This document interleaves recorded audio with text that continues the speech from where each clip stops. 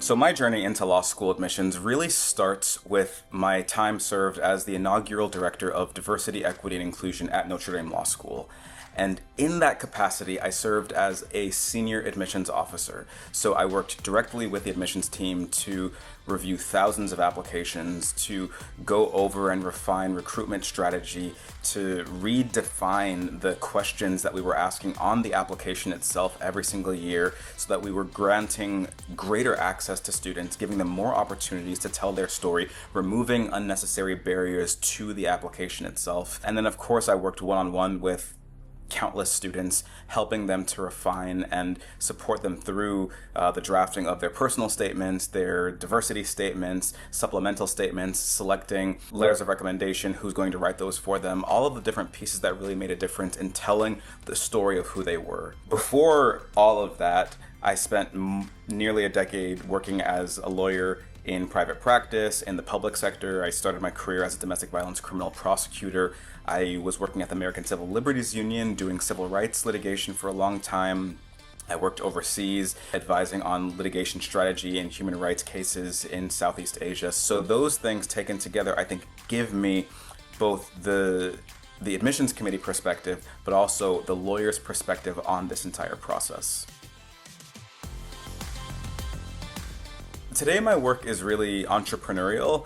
On one side of it, I spend a lot of time working with attorneys and with law firms, coaching and advising them to develop leadership strategies within their teams, to identify opportunities for the next lateral moves that they're going to make in their careers. And on the opposing side, I work with students, advising students similarly to how I was doing it at Notre Dame, to give them a really clear path to how do I chart this course for the next stage of my life, which is trying to get into law school.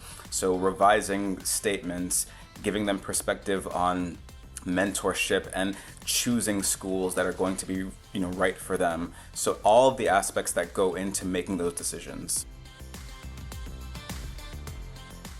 So law school was a while ago for me, but while I was there, I did get honored with awards for advocacy, for oral advocacy, as well as for global leadership in human rights. So those were two things that I was really proud of. But in addition to that, working at Notre Dame as the Diversity and Inclusion Director, I was honored with the Legacy of Leadership Award by the Black Law Students Association, and that was for helping to grow and develop the most diverse student cohort that the law school has ever seen in its history. That was an award that meant a lot to me. That's kind of a trick question because there's so many pieces that go into it. There's more than one thing that really makes the key. But one thing that I will say is it starts before you get to law school. A big piece of how you're going to be successful is how have you set yourself up before even getting there. That means, have I identified the schools that really are going to be the best place for me? Am I going to step into a space where I'm going to be well-resourced?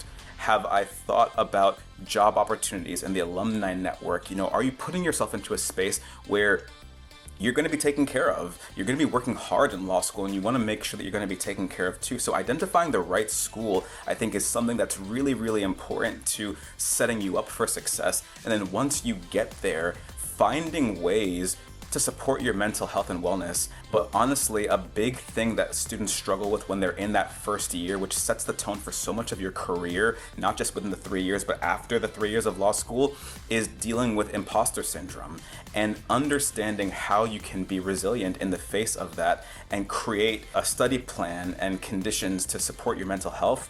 That's really key. And I think that supports your success a lot once you actually are in law school. So I think what sets me apart when it comes to law school consulting is that I sort of bring both perspectives. I've got the perspective of being an insider at a law school, reviewing applications, making those decisions, trying to draft the application itself, working with students. And then on the other side of it, I know what it's like to be an attorney practicing. So the world that these students are trying to enter into, I've worked in that world. I've been an attorney. I've handled major cases. I've seen and understood what it means to advocate at some really high levels. And so having the perspective of somebody who works behind the scenes, kind of knows how the sausage gets made, but at the same time has been through the law school process, experienced those rigors, and actually succeeded as an attorney, I think the lens of both of those experiences really creates a unique perspective when advising students on how they themselves are going to get into law school and succeed afterwards.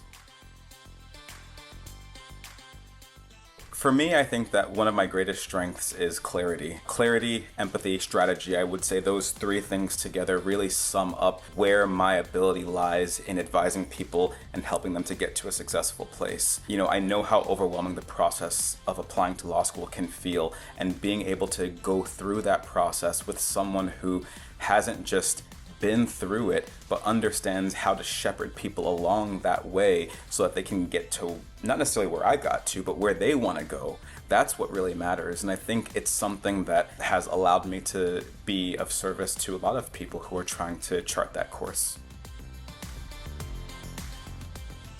So I'm passionate about this work because I've seen firsthand the impact that you can have as an attorney, the impact that you can have on a law student or a prospective law student's life when you stop and you offer them advice and guidance. As somebody who himself is first generation, I was a first generation undergrad student, a first generation lawyer, a first generation American. I know how helpful it can be to have a little bit of guidance and how much that can really unlock your potential for success.